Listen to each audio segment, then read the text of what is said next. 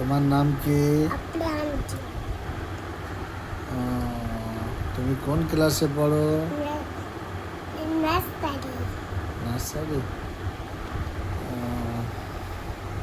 তোমার বাড়ি কোথায়? ননমুড়ি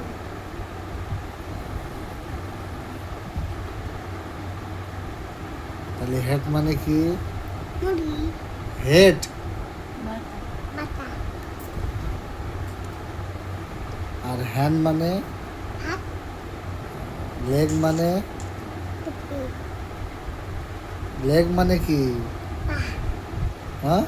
পা ক্যাট মানে? বিড়াল কাউ মানে? গরু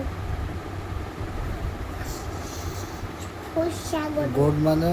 ছাগল আর লেন্স মানে?